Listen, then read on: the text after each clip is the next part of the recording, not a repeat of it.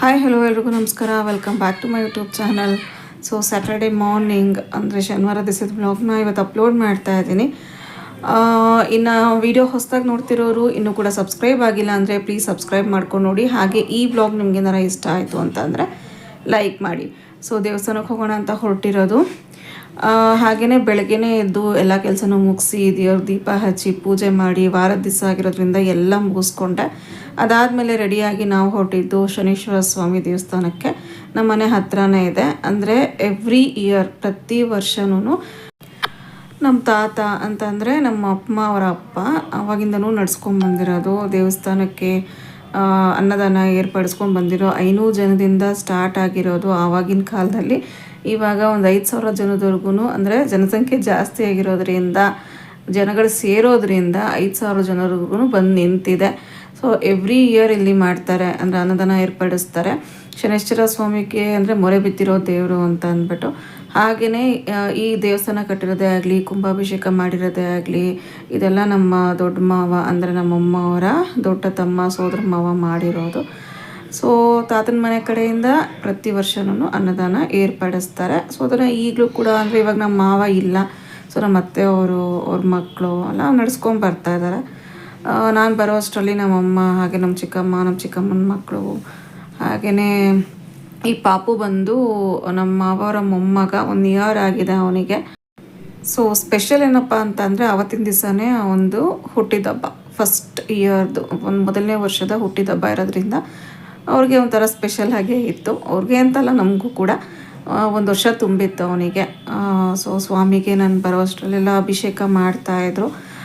ತುಂಬಾ ಚೆನ್ನಾಗಿ ಪೂಜೆ ಆಗಿರ್ಬೋದು, ಅಭಿಷೇಕ ಅಲಂಕಾರ ಎಲ್ಲ ತುಂಬ ಚೆನ್ನಾಗಿ ಮಾಡ್ತಾರೆ.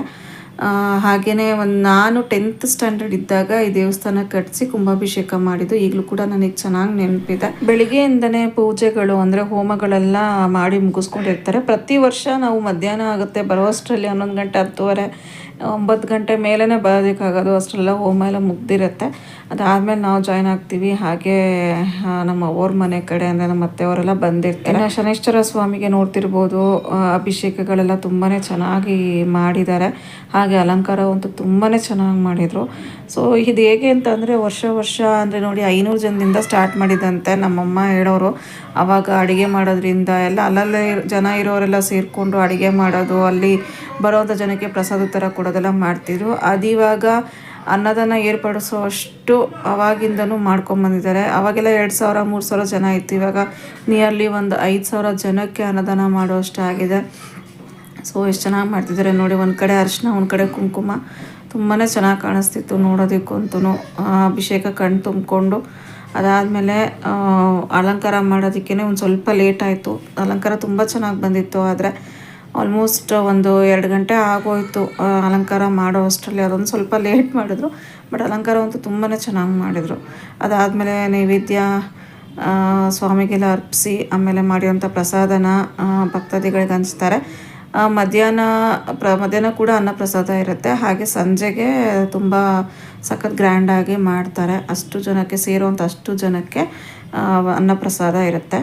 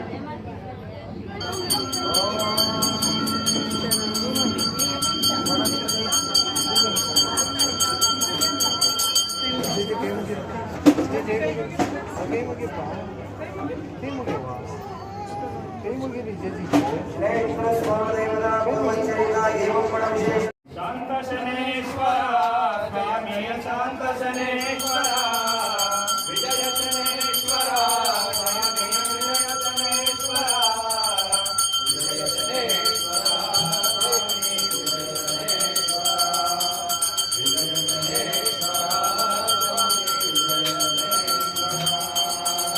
ಮನೆಯ ಜಯಂತೋ ಅನುತಪತಂಬೋ ಅನತಿಗೆ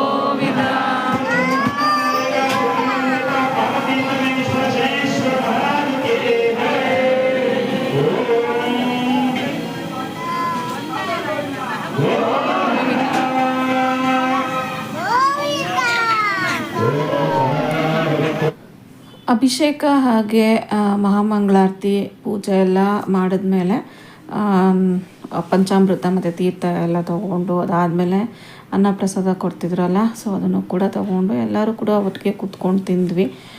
ಸೊ ನಮ್ಮನೆ ಫಂಕ್ಷನ್ನೇ ಆಗಿರೋದ್ರಿಂದ ಏನೋ ಒಂಥರ ಖುಷಿಯಾಗುತ್ತೆ ಎಲ್ಲ ಒಟ್ಟಿಗೆ ಸೇರಿದಾಗ ಇಲ್ಲಿ.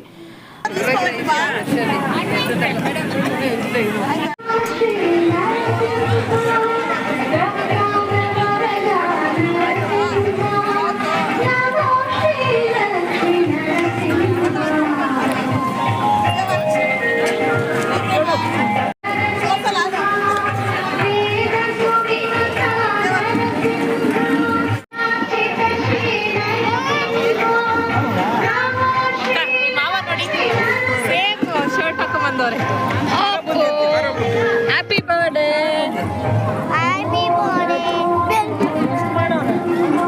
ನೋಡ್ತಾವ್ನೆ ಹ್ಯಾಪಿ ಬರ್ಡೇ ವಿಶ್ ಮಾಡ್ರು. ಎತ್ಕೋಬೇಕಂತೆ ಫೋನ್ ಬೇಕಾ?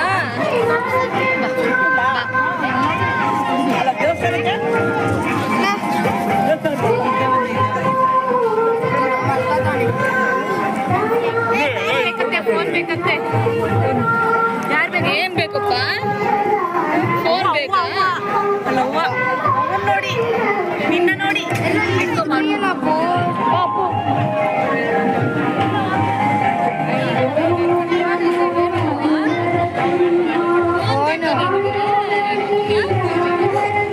ಫೋನ್ ಬೇಕಂತೆ. ಬಾ ಹೋಗೋದಲ್ಲಿ ಹೋಗೋದ ಇಲ್ಲಿ ವಾಕಿಂಗ್ ಹೋಗೋದ. ಬನ್ನಿ ಗಾಯ್ಸ್, ಹೋಗೋಣ ದೇವಸ್ಥಾನಕ್ಕೆ ಹೋಗೋಣ ಬನ್ನಿ. ಅವನು ಬೇಡ ನನ್ನ ಜೊತೆ, ಅವನು ನನಗೆ ಕ್ಯಾಡ್ಬರೀಸ್ ಕೊಡಲ್ಲ ಅಂದ. ಒಂದೆರಡು ಎತ್ತಾಳೆ ಹುಡುಗಿ, ಎರಡು ಬಿಡ್ತಾಳೆ. ಅವಾಗಲೂ ಹಿಂಗೆ ಮಾಡ್ತಾರೆ ಬಟ್ಟೆಗಳನ್ನ. ನಾ ಮಧ್ಯಾಹ್ನ ಅಲ್ಲೆಲ್ಲ ಮುಗಿಸ್ಕೊಂಡು ಸಂಜೆಗೆ ಮತ್ತೆ ಹೋಗಬೇಕಾಗಿರುತ್ತೆ. ಯಾಕಂದರೆ ದಾಸಪ್ಪನ ಪೂಜಿಸ್ಬಿಟ್ಟು ಮಾಡಿರೋವಂಥ ಅನುದಾನಕ್ಕೆ ಏನೇನು ಮಾಡ್ಕೊಂಡಿರ್ತಾರಲ್ಲ ಅಡುಗೆಗಳೆಲ್ಲ, ಅದಕ್ಕೆಲ್ಲ ತೀರ್ಥ ಹಾಕಿಸಿ ಆಮೇಲೆ ಜನಗಳಿಗೆ ಊಟ ಕೊಡೋದನ್ನು ಸ್ಟಾರ್ಟ್ ಮಾಡ್ತಾರೆ. ಸೊ ಹಾಗಾಗಿ ಮಧ್ಯಾಹ್ನ ಬಂದು ಒಂದು 2 ಅವರ್ ಮನೇಲಿ ರೆಸ್ಟ್ ಮಾಡಿ ಮತ್ತೆ ಸಂಜೆಗೆ ನೀಟಾಗಿ ಕೈಕಾಲು ಮುಖ ತೊಳ್ಕೊಂಡು ಮತ್ತೆ ದೇವಸ್ಥಾನಕ್ಕೆ ಹೊರಟಿದ್ದೀವಿ. ಆಲ್ಮೋಸ್ಟ್ ಎಲ್ಲರೂ ಕೂಡ ಅವತ್ತಿನ ದಿವಸ ಎಲ್ಲ ದೇವಸ್ಥಾನದಲ್ಲೇ ಆಗಿರುತ್ತೆ, ನಮಗೆ ಟೈಮ್ ಸ್ಪೆಂಡ್ ಆಗಿರುತ್ತೆ, ಅಲ್ಲೇ ಇರ್ತೀವಿ ಅವತ್ತಿನ ದಿವಸ ಮಾತ್ರ. ಸೊ ಯೂಶ್ವಲಿ ಶಿವರಾತ್ರಿ ಹಬ್ಬ ಆಗಿದ್ದು ನೆಕ್ಸ್ಟ್ ಶನಿವಾರಕ್ಕೇ ಈ ರೀತಿ ಏನಂತೀವಿ ಈ ಒಂದು ದೇವಸ್ಥಾನದಲ್ಲಿ ಪೂಜೆ ಅನ್ನದಾನ ಎಲ್ಲ ಏರ್ಪಡಿಸೋದು. ಸೊ ಹಾಗಾಗಿ ಎಲ್ಲ ಹೊರಟಿದ್ದೀವಿ.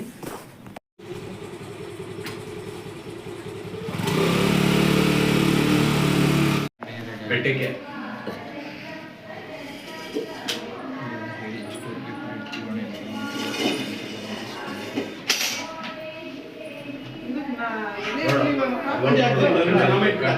ನೋಡೋದು ಚೆನ್ನಾಗಿದೆ. BSc ನಾ BCA ಯಾವ ಕಾಲೇಜು? ಮೇಲೆ ಫಸ್ಟ್ ಇಯರಾ? ಫೈನಲ್ ಇಯರಾ ಆಗಲೇ? ಮಧ್ಯಾಹ್ನ ಅದೇ ಅಲ್ವಾ? ಹೇಳ್ತಾ ಇಲ್ವಾ ನೀನು ಬೆಳೀತಾ ಇದೆಯಾ ಅಂತ? ಬೆಳಿತಾನೆ ಇರೋದು. ಬೆಳಿಗ್ಗೆ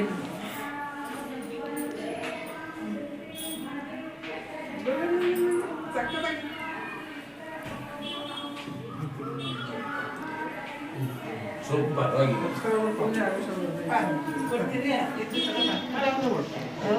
ನಾವ ನೋಡಿ ನನ್ನ ಮಗಂದ ಐತೆ ಇಲ್ಲ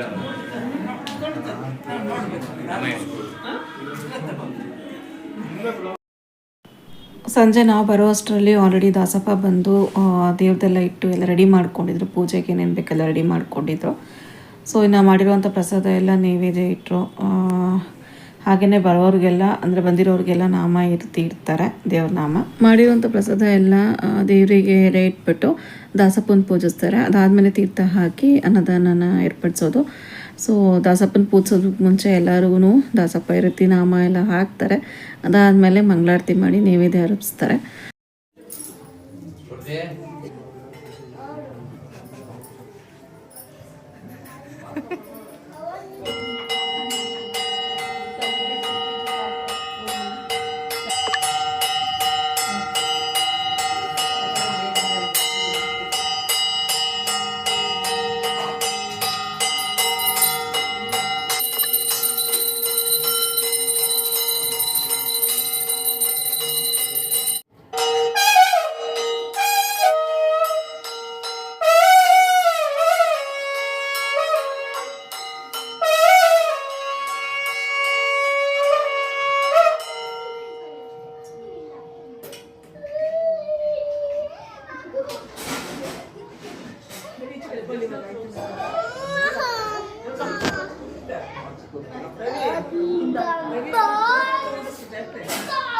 ಫೋಟೋ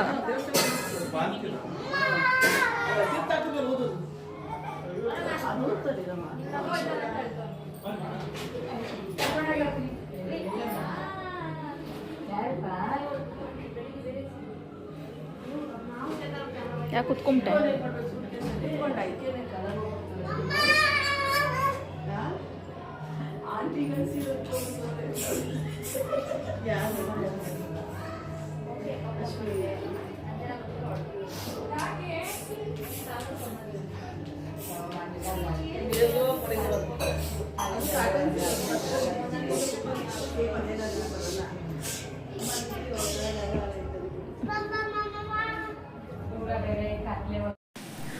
ಇನ್ನು ಕರೆಕ್ಟಾಗಿ 6:30-7 ಗಂಟೆ ಅಷ್ಟರಲ್ಲೆಲ್ಲ ತೀರ್ಥ ಎಲ್ಲ ಪ್ರೋಕ್ಷಣೆ ಮಾಡಿ ಅನ್ನದಾನಕ್ಕೆ ಎಲ್ಲ ಕೊಡೋದನ್ನು ಸ್ಟಾರ್ಟ್ ಮಾಡ್ತಾರೆ.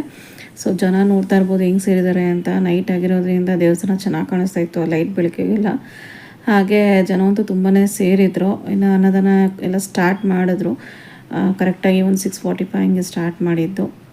ಸೊ ನಾವು ಕೂಡ ಒಂದು ಕಡೆ ಕೂತಿದ್ವಿ, ಎಲ್ಲ ತೆಗ್ದು ಎಲ್ಲ ರೆಡಿ ಮಾಡ್ಕೊಳ್ತಾಯಿದ್ರು.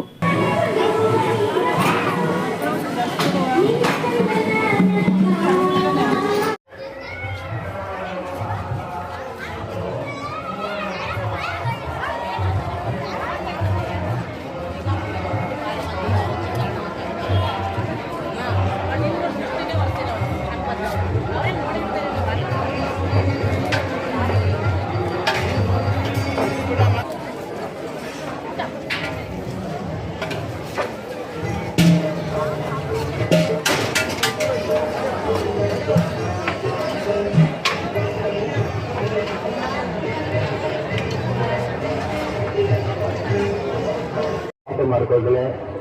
ತಟ್ಟೆಯನ್ನ ತಿಂದಿದ ತಕ್ಷಣ ಡಸ್ಟ್ಬಿನ್ ಅಲ್ಲಿದೆ, ಡಸ್ಟ್ಬಿನ್ಗೆ ಹಾಕಿ ಮಾವಿನ ಮರದ ಹತ್ರ ಕುಡಿಯೋಕೆ ನೀರನ್ನ ಸಹ ಏರ್ಪಡಿಸಲಾಗಿದೆ. ಯಾವುದೇ ಗಲೀಜನ್ನು ಮಾಡಕ್ ಹೋಗ್ಬೇಡಿ.